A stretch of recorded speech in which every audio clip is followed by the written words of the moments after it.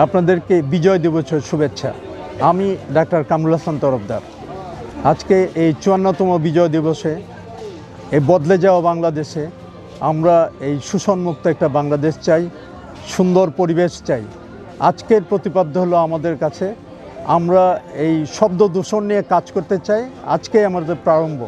আমরা বলবো শব্দকে না বলো।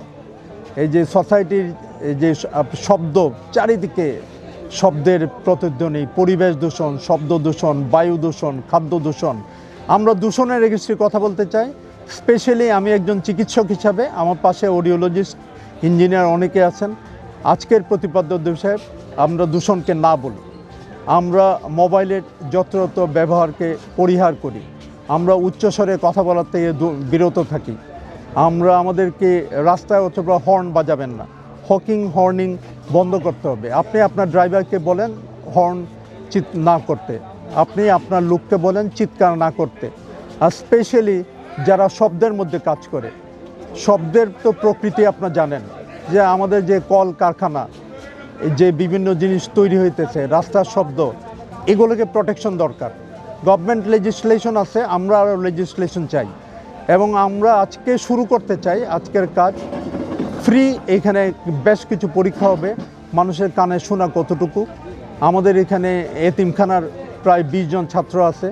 আমাদের এখানে স্বপ্নায়নের পক্ষ থেকে ৩০ জন ছাত্র আসছে, যারা পথকলি, যারা দরিদ্র নাই, তাদেরকে আমরা এনেছি। আমরা তাদের দিয়ে শুরু করব। তারপরে আমাদের প্রজেক্টটা হবে এই ঢাকা শহরে আমরা ব্যস্ততম রাস্তায় ট্রাফিকদের আমরা মেইনলি কিভাবে পরীক্ষাও করব, শব্দ নিয়ন্ত্রণে কিভাবে করে তাদেরকে হেল্প করা যায়। আপনারা শুনলে আশ্চর্য হবেন, আমাদের দেশে ট্রাফিক যারা কাজ করে ওখানে এত শব্দ দূষণ। এখানে যদি কেউ ৮ বছর কাজ করে তার কানে হিয়ারিং 50% কমে যাবে।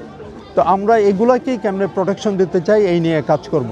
আর চাই এই বদলে যাওয়া বাংলাদেশে একটা শোষণমুক্ত সমাজ চাই, সুন্দর পরিবেশ দেশ চাই, আগামী প্রজন্মকে দেশ গড়ার প্রত্যেকে এগিয়ে আসুক, তাই চাই। এ দেশটা সুন্দর হোক, আমরা সুন্দর বাংলাদেশ চাই। মানুষ তো মানুষের জন্য, আমরা মানুষের কল্যাণে কাজ করতে চাই।